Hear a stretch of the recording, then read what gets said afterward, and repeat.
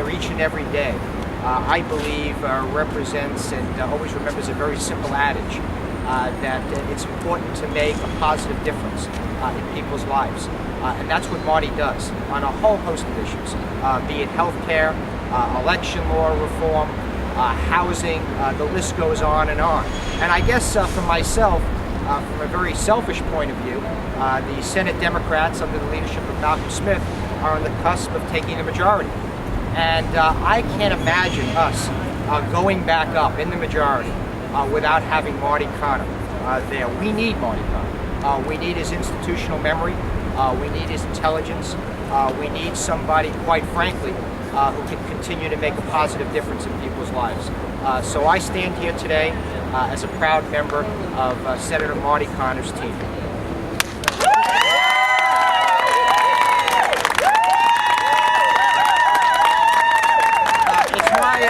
It's my pleasure to introduce someone when you hear the phrase good government. This young woman's name always comes to mind. She's someone who has been talking about reform before it became popular. Now everyone's talking about it. My colleague from Manhattan, Senator Liz Gruber. Thank you. I want to thank Senator Klein for calling me a young woman. Thank you. Since I've self-declared myself as middle-aged. But I'm here today with my colleagues to tell you how important it is for Senator Martin Connor to return with us to the state Senate in January. As Jeff just said, we're going to be in the majority for the first time in pretty much anyone who you want to talk to's lifetime. And when we get there in January, we need the talents and skills and background of Senator Martin Connor with us. I work on housing issues.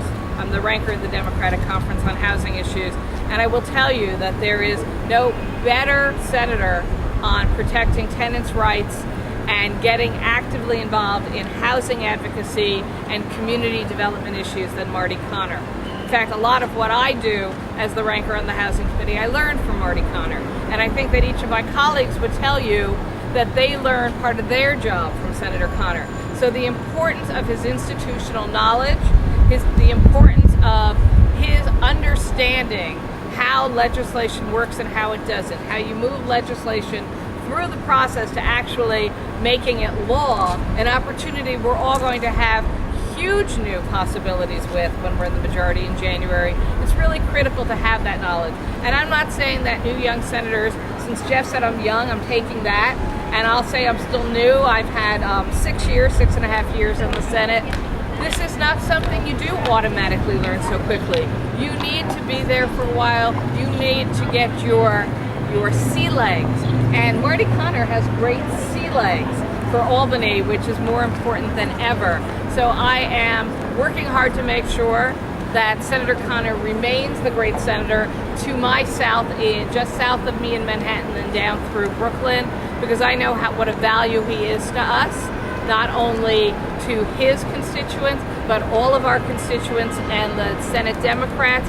And I'll also tell you, when you want to have a serious fight on the floor and you want a serious debate on tough issues, you ask Marty Connor to stand up and talk for all of us, and that also cannot be overlooked. So thank you, and thank you, Marty.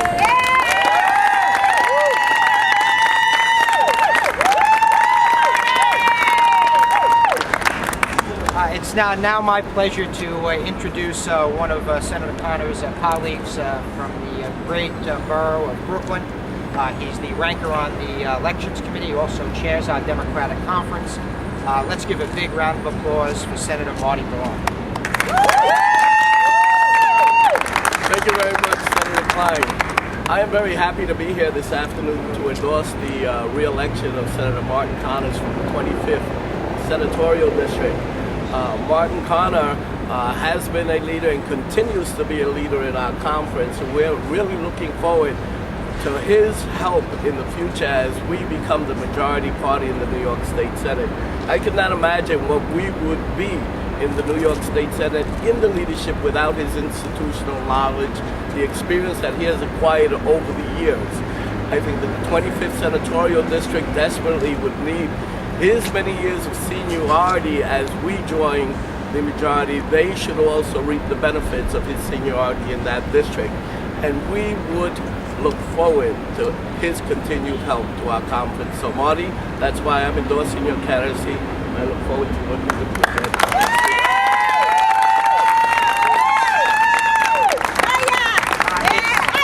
It's now my pleasure to introduce one of Senator Conner's colleagues from Manhattan. He's someone who I consider to be the progressive conscience of our conference. He's done such fine work this year on unjust convictions. Let's introduce Senator Eric Schneiderman, the ranker of the Codes Committee. Thank you. Thank you. I have a torn hamstring muscle, but I rose from my sick bed because I did not want to miss the opportunity to endorse Senator Conner for re-election. As several of my colleagues have mentioned, we are on the verge of taking the majority in Albany. We are about to have the opportunity to ensure fair funding for New York City's public schools. We're about to have the opportunity to ensure that all the children of our state have health care. We're about to have the opportunity to ensure that we have marriage equality in this state and that civil rights of all of our citizens are protected. Why, on the verge of this tremendous opportunity and the substantial responsibility that goes with it, why we would want to, for a minute, leave behind arguably the most knowledgeable, most experienced, and most politically politically sophisticated. He has sophistication both in terms of politics but also in terms of public policy, is beyond me. Marty Conner is essential to this conference's success when we go into the majority. I'm not going back without him. None of us are going back without him. So let's get off that train right now. I'm honored to endorse him.